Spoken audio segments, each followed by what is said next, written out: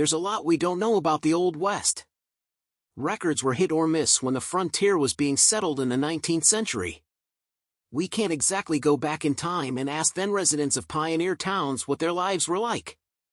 And there's certainly no video replay to roll back on how the West was won. Of course, journalists of the era documented major events well, all things considered. In larger frontier settlements, it was common to see several competing newspapers pop up to track the town's happenings. But plenty of things were still missed. This list takes a deep dive into a few fascinating unsolved issues from the olden days of the Wild West. So here are 10 confusing, unsettling, and unsolved mysteries from America's frontier days. Considering these events all happened more than a century ago, it's likely they will never be solved.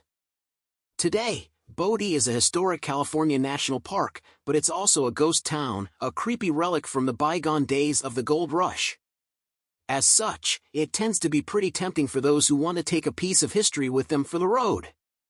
To prevent vandalism, the staff who patrol and maintain the park invented the idea of a curse that would bring bad luck upon anyone who took items from Bodie. The only thing is, it worked.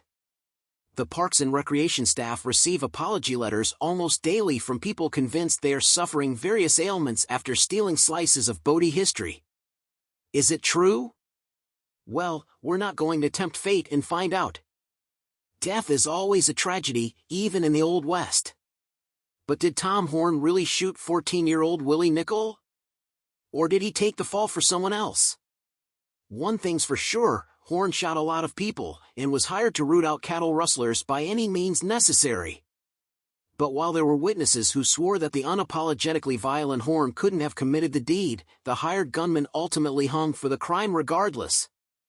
Some historians claim that local citizens were tired of Horn hanging around and decided to frame him, while others believe that the gunslinger mistakenly thought Willie Nickel was actually his adult father, since Horn usually shot his victims from hundreds of yards out. We'll probably never know the truth. There are a number of folk tales that describe mysterious vessels having run aground in strange places, such as the Colorado Desert. One of these involves a Spanish galleon that's buried under what's now known as the Salton Sea. There's also a ship said to have belonged to the explorer Juan de Iterbe who, after becoming landlocked, escaped on foot and left a fortune in black pearls behind for future adventurers. There are even stories of a Viking longboat showing up in the Mexican Badlands, although some historians chalk this one up to wild stories concocted by imaginative prospectors. Cochise was chief of the Chokanan band of the Chiricahua Apache, an iconic leader in the Apache Wars, which took place roughly between 1849 and 1886. Cochise has many famous stories to his name. As to how his story ends, however, there remains much mystery. No one knows the location of his grave. It is known that Cochise died of natural causes in 1874, and that he's buried somewhere in Arizona's Dragoon Mountains. His people knew the exact location, as did Cochise's friend and peace broker Tom Jeffords, but no one was telling at the time. Today, there's no one alive that knows where Cochise lays in rest. It is an enduring mystery. There was more than one Wild Bill out there in the Old West. Enter Wild Bill Longley, an infamous gunfighter who was tried and hung for the murder of his childhood friend Wilson Anderson. Or was he? Well, actually, he was, as DNA evidence obtained from an exhumation in 2000 by the Smithsonian proved. However, for years there were reports that it was actually a family relative of Bill's that lay in that grave. So, is that DNA evidence of a body swap, or is the discovery of a Catholic medallion, reportedly worn by Longley on that fateful day, irrefutable proof that Wild Bill bit the bullet? The debate continues. Henry Plumber was playing both sides and getting away with it. He was an elected sheriff for Bannack, Montana, while at the same time leading a group of outlaws, known as the Innocents, on raids, robberies and shootings. Time eventually caught up to Plumber and his cohorts, however, with many being tried and hanged for their crimes. Others were taken out by vigilante posses in the area, while Plumber himself was hanged on January 10, 1864. He was said to have left behind a stash of gold to support his wife, but if she knew where it was, she wasn't telling. Furthermore, Plumber was actually given a trial after his hanging. And that gold could still be out there. there's something truly reprehensible about robbing the dead. If Jean-Baptiste held any qualms about it, he hid them pretty well. Baptiste was a gravedigger who moonlighted as a grave robber, that is, until he was caught. He was exiled to a small island in Utah's Great Salt Lake, and left to rot. 3 weeks later, officials came to check on him, but Baptiste was nowhere to be found. Parts of a small shack were torn down, presumably to build a makeshift raft, while a cow was also found skinned, again, presumably to make leather. Jean-Baptiste was never found.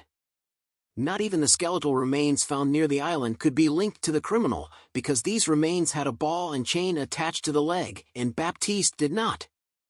Movie fans remember the classic ending sequence to 1969's Butch Cassidy and the Sundance Kid, where the infamous outlaws go out in a hail of bullets against the Bolivian army. But, did Butch actually make it out alive?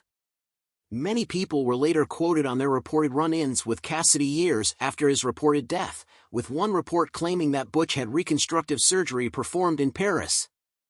Others say that Cassidy returned to see family in Utah, while others still counter this by saying no one ever saw him arrive back home. Even DNA evidence acquired from a reported burial site, under an area known as Tom's Cabin, didn't prove enough to confirm that it was indeed Butch Cassidy. And so the legend lives on. You don't have to know all that much about the Mexican Revolution or General Poncho Villa to be creeped out by our penultimate pick. That's because, well, it deals with a missing head. Villa was brutally assassinated in 1923 and interred in a mausoleum, which was where he stayed until sometime in 1926. It was then that his skull was stolen from the tomb and lost to the sands of time. Some claim that the secret Yale Society, Skull and Bones, have it locked up in their tomb, while older rumors have said that Villa's head was taken by adventurer Emile Holmdahl and sold to a mysterious benefactor who, collected famous heads. Now that's a creepy mystery. Did Sheriff Pat Garrett really kill Billy the Kid? Some say no, that Garrett actually helped the kid, born Henry McCarty, aka William H. Bonney, to escape. This flies against the coroner's jury reports that the body they examined was indeed McCarty, but hey, it sort of makes sense, what with Billy's legend being what it was. Specifically, there was a man named Brushy Bill Roberts who came forward in 1948 seeking a pardon for Billy the Kid's crimes. There was also the family of John Miller, who went so far as to have DNA examined in an inconclusive attempt to link Miller to McCarty. If the kid did make it out alive, he sure did a great job at keeping quiet.